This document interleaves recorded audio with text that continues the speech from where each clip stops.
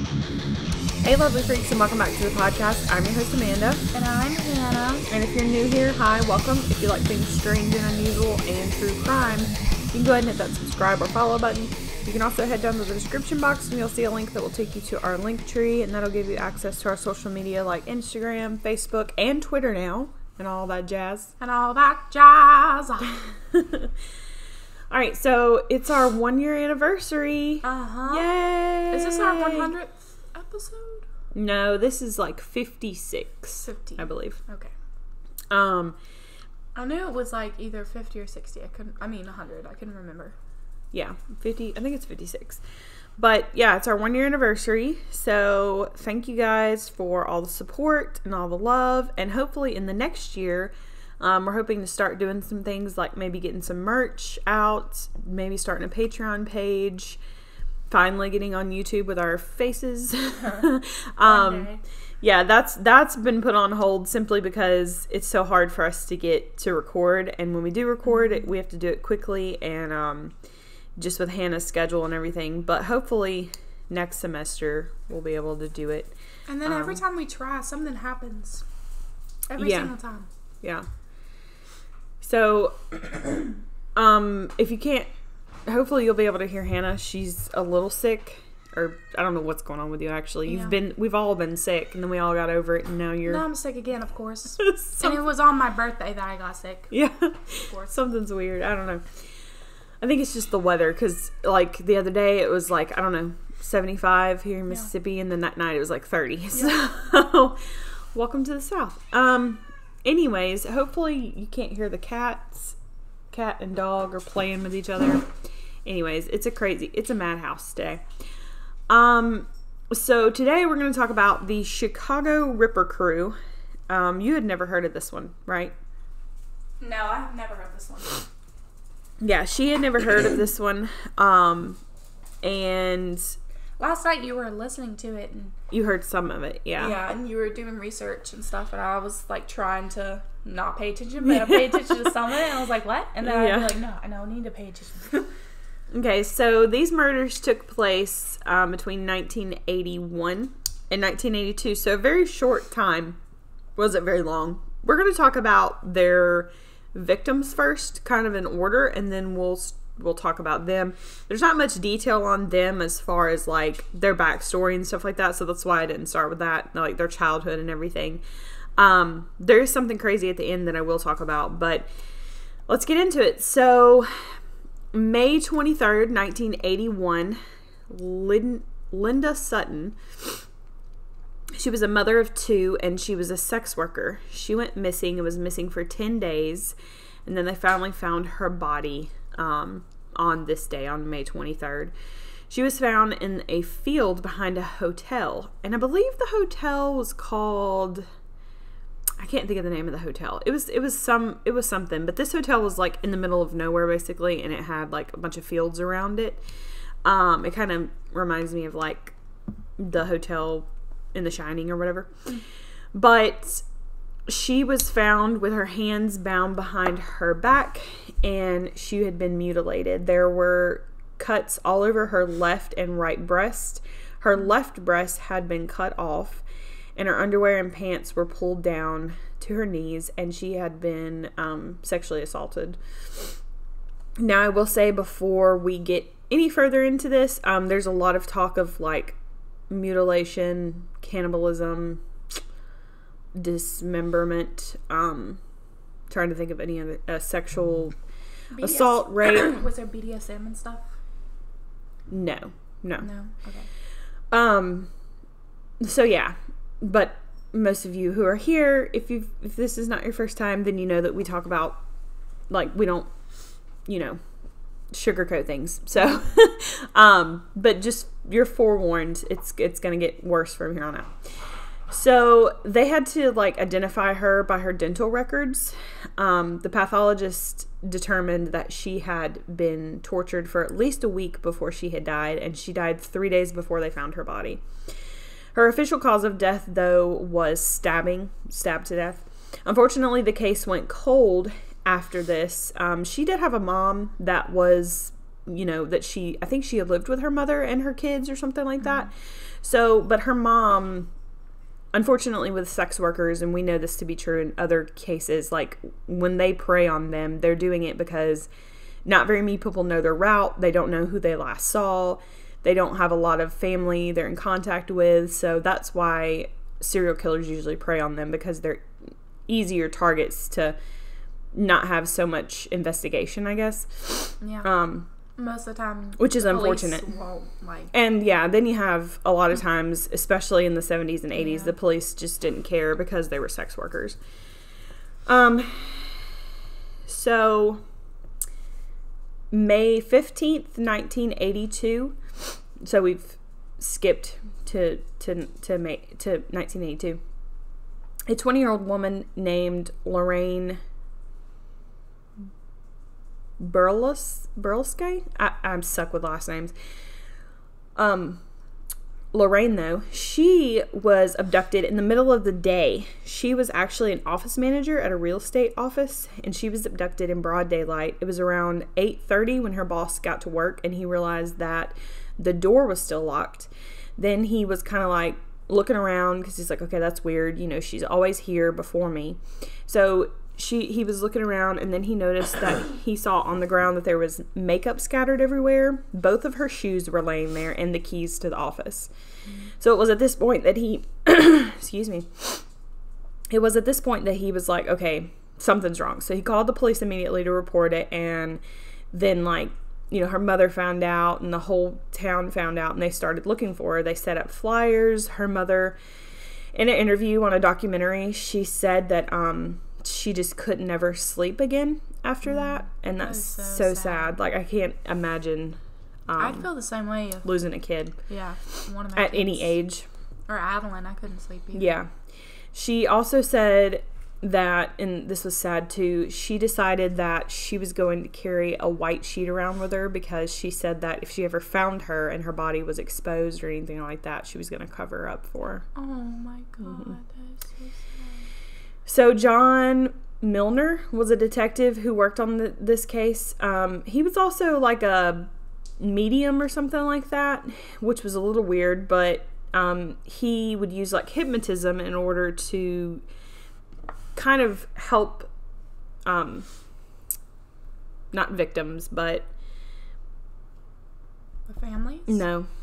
The people that may have saw something. Witnesses, that's the word. Yeah. He would use hypnotism to help witnesses kind of remember things about that day. So he did this to one of the shop owners that was in that plaza that she was abducted from.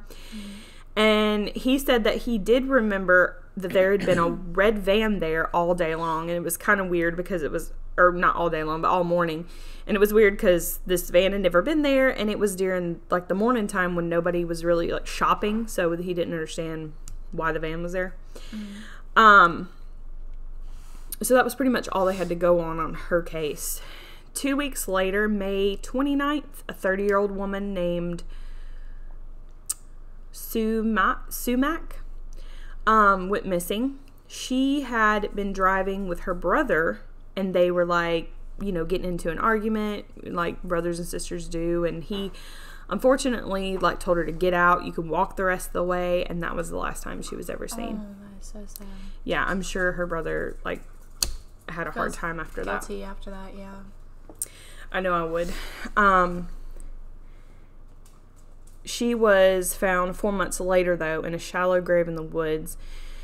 She had been mutilated. Her skull was fractured, her ribs, and she had a broken arm. Her official cause of death, though, was a trauma to the head.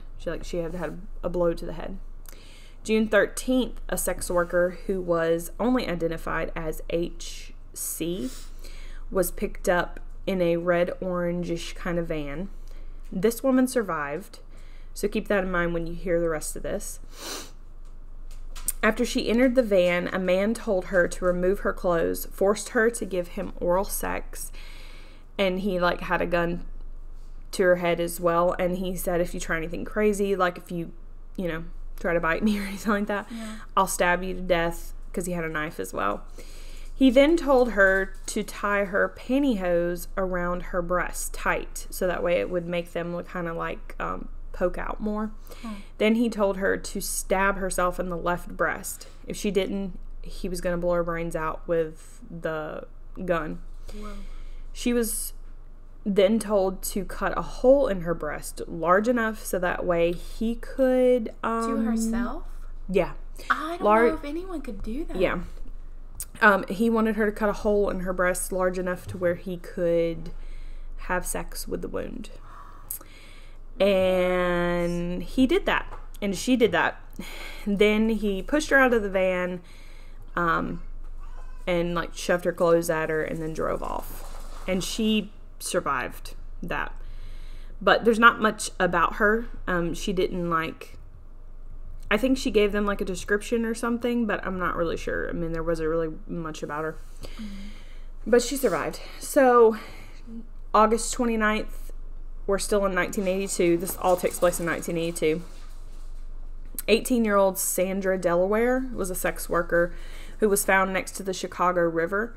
Her hands were tied behind her back, and she had been raped, tortured, and a wine bottle had been broken inside of her. Her bra was wrapped tight around her throat, and her left breast also had been cut off. So now we're starting to see a pattern. Like, it's always the left breast, which doesn't make any sense to me. I'm not really sure. And they don't ever really explain why it was that. Yeah, because most of the time, isn't the left breast always smaller than the right breast? Or something like that? Or is it sometimes, right and also, like, some people think, well, that was because that was where, like, it was over their heart, you know? Oh, okay. I mean, that's kind of understandable, but I don't think they're going to be thinking of their heart. Well, they also are part of, like, a cult. Oh, okay. I see. Excuse me. So maybe that would make sense if the cult was involved. I could see where that makes sense. Choking on my coffee. We find out later, though, after everything comes out, we do find out later that one of the men that's cutting off the left breast, he actually uses piano wire to slice it off. What? Yeah. And, this is a strange case already. Yeah, it's crazy. And the crew, the Chicago Ripper crew, it consists of 4 men. So there's 4 different men out there, which they don't know that at the time, but there's 4 men out there that come together and they're like, yeah, let's do that. You know, usually it's like a pair or it's just one person, but 4 guys. I don't know. It's crazy to me. I want to know how the conversation came up. Like, did someone just say, hey, let's do this? And then everybody's like, yeah. Like, what? Basically. We'll get into that. Wow, that's crazy. So, September 8th, Rose Davis was kidnapped and murdered. She was a marketing executive. So, as you can see right now, we're already, like, all over the map. We do know that they kill women, but the victim profile isn't exactly accurate because they've killed sex workers, they've killed executives, they've killed office managers, and whites, blacks, Hispanic, like, it didn't matter the race. So, yeah, it's just really weird. All over the place. Rose was found in an alley. She had been raped, and deep wounds were on her breast. Her face had been hacked with a hatchet or an axe. They weren't sure which kind. The pathologist did say later that the most of the women that they found, they realized that they were tortured before they died. So, like, these women were still alive whenever their breasts were cut off, and then they died afterwards. And it sounds like maybe they have to do it to themselves. Because that woman, that is... No, he made her do that, but most of them did not have to do that to themselves. Okay. October 6th, 1982 still. 18-year-old Beverly Washington was found in an alleyway. She was a sex worker, and her left breast had been cut off, and her right breast had been completely mutilated. She was found alive. This woman's a badass. She was sent to the hospital. She was put on a ventilator, but even while she was on a ventilator and, like, couldn't talk, she decided that she was going to give the cops a description however she could. So she started using, like, signals, and she would right for the police officers as well. She told them about the red van, and she also told them that once in the van, she was tied up with her hands behind her back, forced to take some pills, which the only thing I can think about the pill part, because that comes up a few times, is that they were trying to like sedate them a little bit so that way they'd be easier to, you know, rape and all that. She was then taken to a house. She wasn't sure where the house was. She was raped by all the men. And then one man took a piano wire and tied it tight around her left breast to the point where he's like squeezing it to cut it off. Oh, and we know how sharp piano wire can be. And the thought of that makes me want to die. And makes me want to hold my tits. Yeah. I just want to hold them. She said the pain was so unbearable, though, that she passed out. And so the next thing she remembers is that she woke up in a hospital. So she doesn't remember, you know, everything after that. An APB was put out for the van and all the details that went with the van. I think she even said that the van had a wooden partition in the back so that way it would separate like the front from the back or whatever. So she gave a lot of good descriptions of the van. So while they're looking for the van, though, they find on October 10th, 21-year-old Lorraine, they find her body, the one that was abducted at her office, you know, that was the real estate. They found her body in a cemetery, and just like all the others, she had been stabbed multiple times. Her left breast had been removed. She had been sexually assaulted, raped. But the only difference between this one was that the pathologist said that she definitely was stabbed with an ice pick, which is weird. So they don't use just like normal weapons. They use ice picks, knives, hatchets, piano wire, etc. 10 days later, 2 Chicago detectives were out and they were riding around trying to find this van when they come upon the van.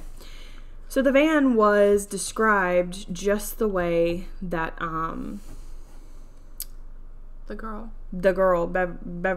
Beverly had described it. And so they pull him over, and there's 21-year-old Edward Spritzer, I believe that's how you say his last name. Doesn't matter, he's a douche. He was driving the van. He tells them right away, like, he's scared, he's like freaking out, kind of like, and the cops are like, okay, this is weird that he's acting like this. Yeah. Very suspicious. And, but he tells them right away, he's like, yeah, this isn't my van. This is my boss's van. Like, this isn't my van. I'm just driving it for my boss. And he said that he was like a handyman for this guy. And the man's name was Robert Getch. He was 30 years old. And he was like a, kind of like a contractor. You know, he'd do odd and end jobs for people. So Edward and Robert, let's talk about how they met, because they met first before they introduced these other two men. Edward was living in a hotel. Come to find out, it was the same hotel that our first victim, Linda, was found at. Remember, she was found in a field? Yeah. Well, he was living at that hotel. That she was like, she was found in the field behind the hotel. That's really stupid that they would put the body that close to where they live. But okay.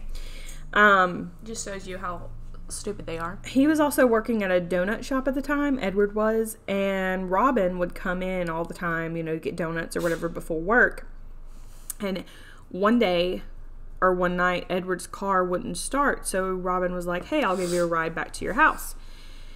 He also started working with him, like doing odd jobs as well after this. And he also decided one day while they were driving, he was like, you know, do you want to murder people or something like that? Wow. So while the police were talking to Edward, he decided to take them to Robin's house as well. Mm-hmm. And what is that? Oh. Hang on, sorry. Sorry. It's the dog. Stop it. He's chewing on something he's not supposed to be chewing on. Oh, yeah. You're not supposed to be chewing on that.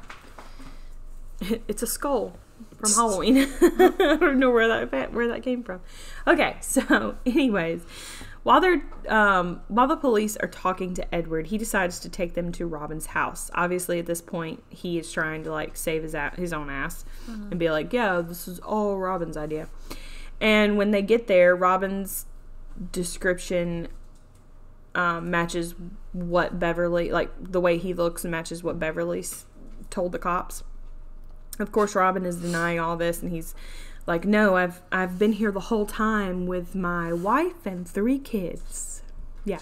He has a wife and 3 kids? He has a wife and 3 kids. Of course he does. Yeah, damn, of course he does. They always have wife and kids. I'm like, how? So they look at his van and they realize it's modified, just like Beverly said. There's a wooden partition in there. There was something else that was weird about it. I think there was a feather hanging from the rearview mirror, like a purple feather. Okay. It was really unique because like that was one of the descriptions she gave. I don't know what the feather was about, but unfortunately they were not able to, they didn't have any evidence at this point. So they were like digging a little deeper and found out that Edward had been living at that hotel. The manager of the hotel, they went and like talked to him and they were like, hey, have you seen this guy and this guy? And he was like, yeah, I've seen them and 3 other men as well. He said they would come and they would get connecting rooms to each other, and they would also have like weird parties and stuff. And the office manager said that they gave off like cult vibes, like satanic cult vibes, which I don't really know how you can tell that, but whatever. I could tell that. Yeah. For sure. I don't know. It was weird.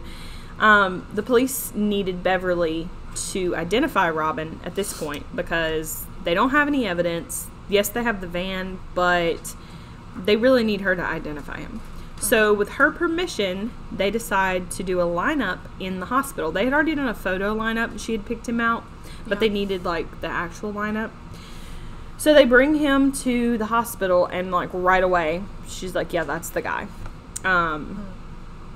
He was immediately arrested for sexual battery, not for murder at this point, because we don't, all they have is that he did do this to her and she's still alive. But attempted murder, I don't understand why that couldn't happen. Yeah, I was going to say, why didn't they do attempted murder? Because obviously she would have died if nobody would have found her, but whatever. Yeah. So he was actually, don't know why, have no fucking clue why this happened, but he was able to bail out. He bonded himself out. That was the thing. Serious? They let him. How long was he in jail? Like that night, because he bonded God, himself out. Yeah. So I mean, of course he had to come back for court later, but he's still out there doing whatever he wants to. A sex worker came forward after he was arrested and said that he tried to do this to her as well, and so they issued another warrant for his arrest on November 5th. And he was rearrested because at this point it's 2 people that he's done this to. Yeah. They then, well, she was fine. She got away, but you know what I mean. They then started interviewing Edward for hours and tried to make him break to be like, who are these other 2 men that have been with y'all, all that. And he said, Edward was like, didn't hold nothing back. I mean, which I'm glad he was stupid, but he was like, yeah, so we're part of a cult and we have like a satanic Bible, but we don't worship Satan, is what he said. He said, we kind of like worship Robin and we idolize him, and he's like, Robin? Robin is the man. The main guy? Yeah, he's the one that's got the kids and the wife. He's just confessing everything, man. He's really digging himself a hole. Edward pretty much confesses everything.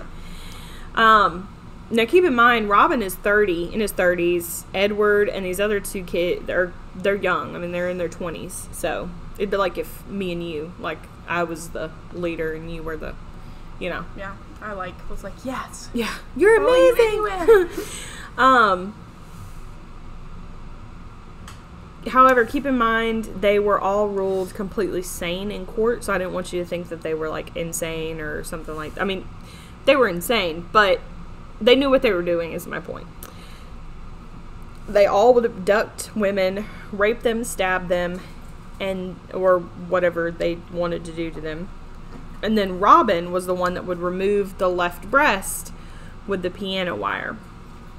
In court documents, Edward said one night they were riding in a van, in Robin's van, after he had picked him up from like being, his car wouldn't work or whatever. And he had done this a few times. He had picked him up a few times, and when his car wouldn't start. But this night, he was like, hey, this is Robin's exact words. He said, hey, let's pick up and kill some whores, is what he said. Wow. To which Edward was like, sounds like a great idea. Yeah. Oh my God. Yeah, like just out of the blue. That is so weird.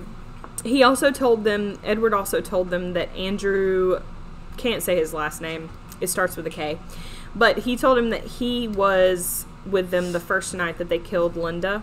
Edward told them that the first night they had killed anyone, which was Linda, they took her to the hotel, they raped her, sexually assaulted her, they then drug her body to the back of the field, and they started hearing her like moan, like in a scream moan kind of way.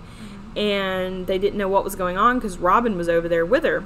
Then they walk over there and they realize, oh shit, like he was like, oh, then we saw Robin cutting her left breast off with a piano wire, and then after that he starts having sex with it. To which I'm guessing they're all sitting there like, oh, cool, and then they walk off.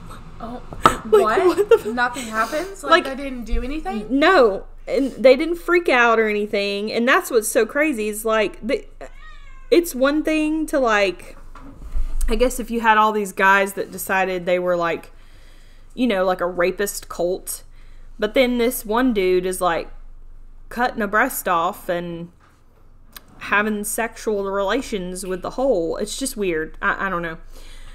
I'm not saying that a rapist cult thing is okay. I'm just saying, like, I just don't understand how do you go why from they didn't that do anything to murder? Yeah. And then also the guy's just like, yeah, sure. Yeah. Let's do it. I don't know.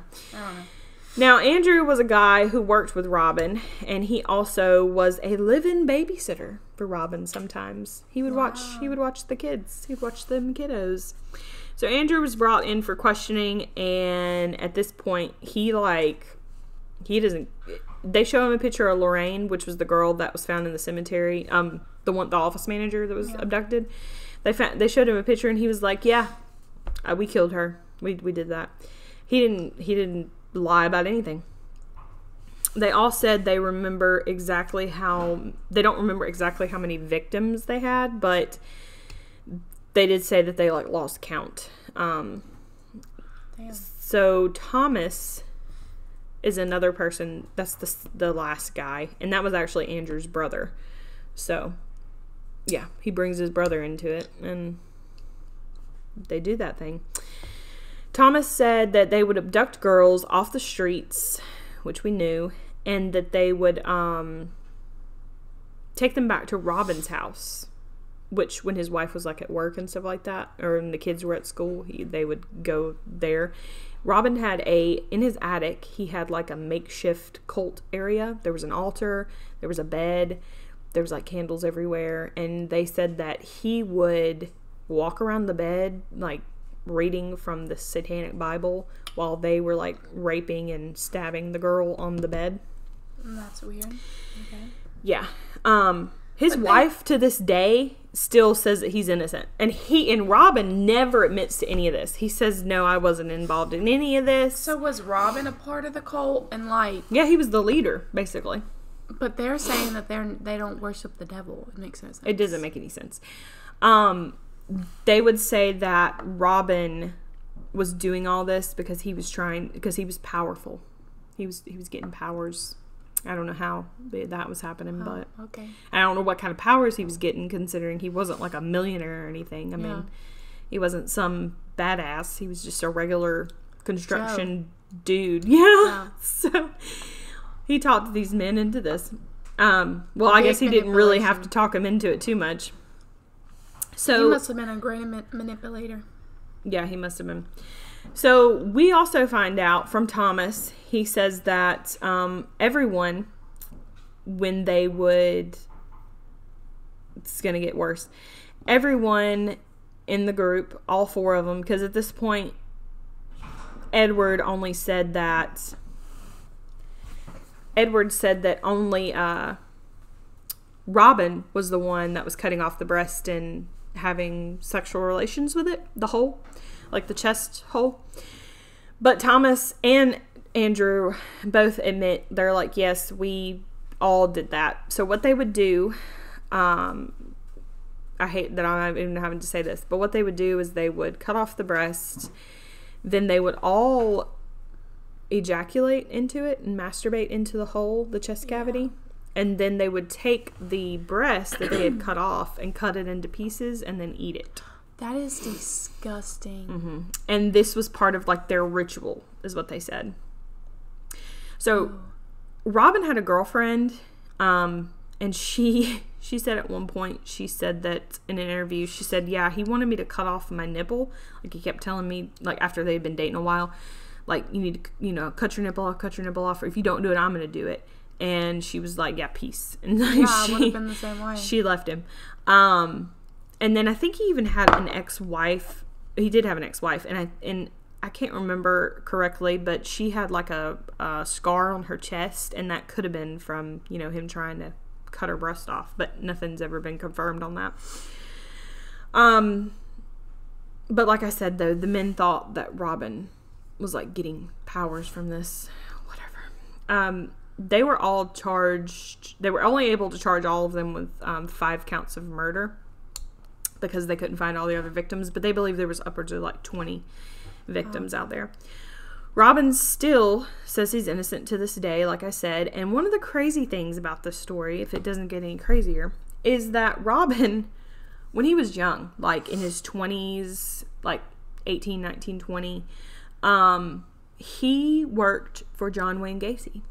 Because remember, Gacy had like a contracting business or whatever. And so there's been no evidence to suggest that he helped Gacy, but like, what are the odds that 2 serial killers are working together? That is really weird. It's really strange. So, and they're both like sexual deviants, serial killers, which just blows my mind. So he, because you know, Gacy was also in the Chicago, like Illinois area. So it's just crazy. This is a weird case, man. A lot of coincidences. It is weird. So Robin was arrested, and he was sentenced after trial. He was sentenced to 120 years in prison. He does get out in like 2040 something. If you know, he won't survive. He does get out. Yeah. Thomas was sentenced to life in prison. Edward was sentenced to death, and so was Andrew. You're probably wondering, why weren't they all sentenced to death? Well, they couldn't. No one would implicate Robin. None of the guys would tell them. They never said, yes, he's the one that did all this. Well, I'm so confused, but they said he was his leader, right? Yeah, they said he was the leader, and they said that he would like walk around the bed or whatever, but all the guys, touched any of them. Yeah. Beverly and all the other, and the other girl that survived were like, no, this was the guy that tried to like, or this was the guy that cut my breast off with a piano wire.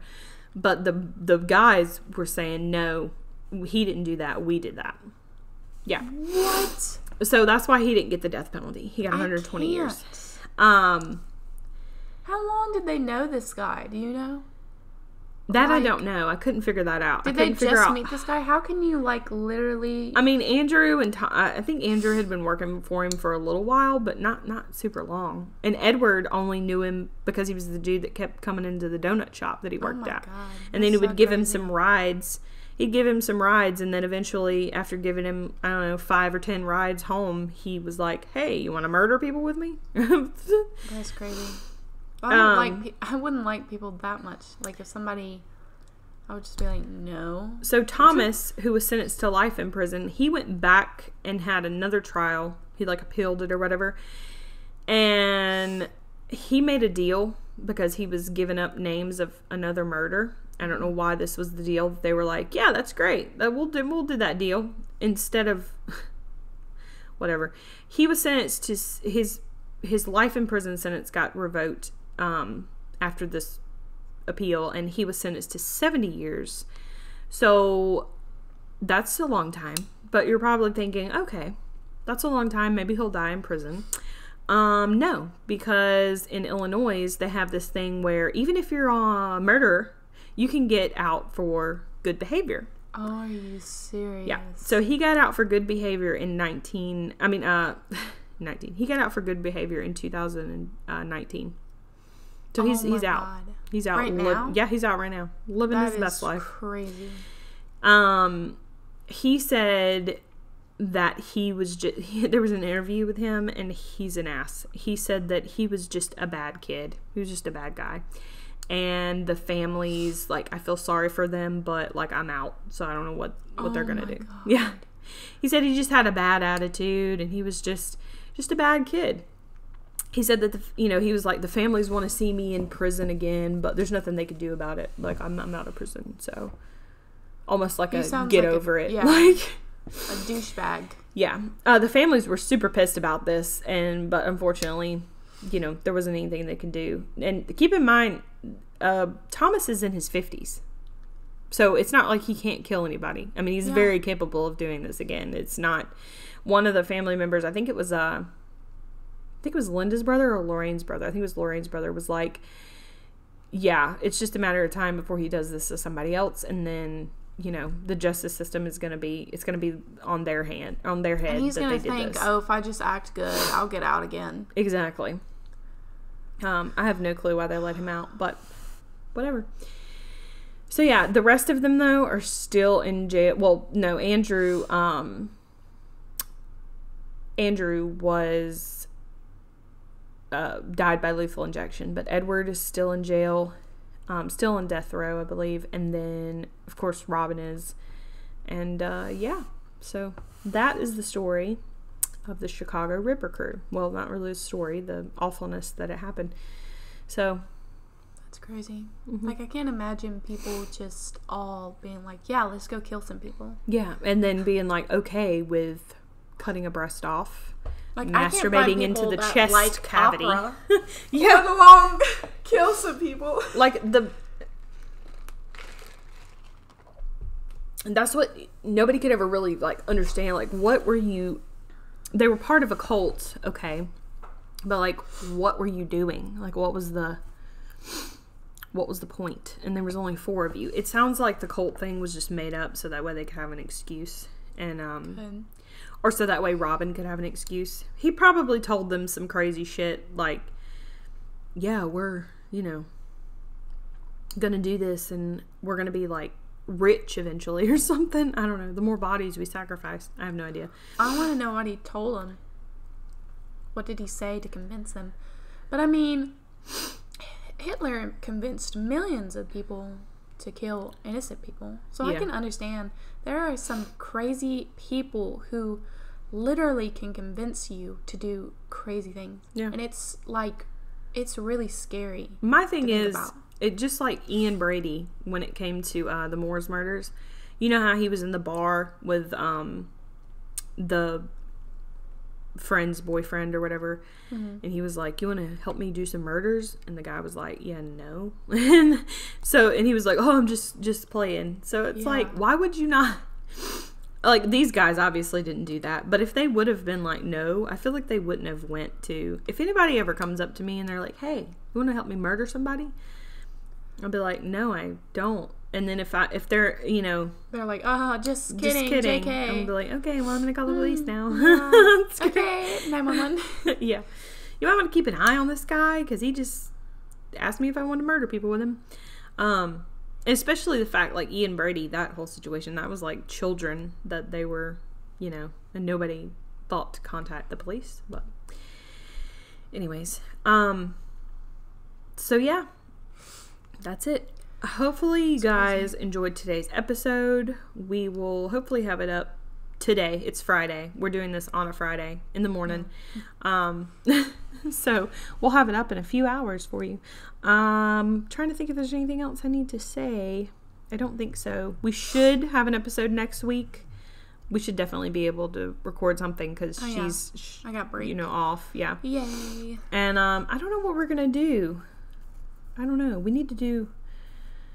We did a serial killer. We were gonna do a 2-parter for our anniversary, but I had to do this one because I've been wanting to do this one for a while, and I kept forgetting about it.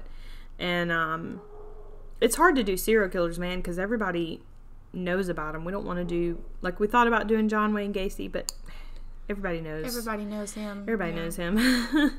So, there's another one I want to do, though. Have you ever heard of Willie Picton and the pig farm? Mm-mm. Picton Pig Farm? Yeah, that one's crazy. That was actually when I was researching, which I've heard of the case before, but I was like kind of researching it for this. And then I came across the Chicago Ripper Crew. I was like, oh yeah, I've been wanting to do this one for a while because it's insane. So anyways, maybe we'll do that one next. I don't know. All right, guys, don't forget to follow us on Twitter. We have a Twitter now, and you can follow us on Instagram, Facebook, and you can also subscribe to our YouTube channel. That would be greatly appreciated. Trying to think if there's anything else. My husband has a gaming channel. No, it's way off topic, but if you guys want to subscribe to his channel, go check it out. It's pretty cool. He does some really good stuff, and I'll link that down below as well. But yeah. All right, well, we hope that you guys have a fantastic Thanksgiving. Eat lots of food. I know I'm going to. Same. And enjoy your break. And yeah, we'll see you guys next time. Bye.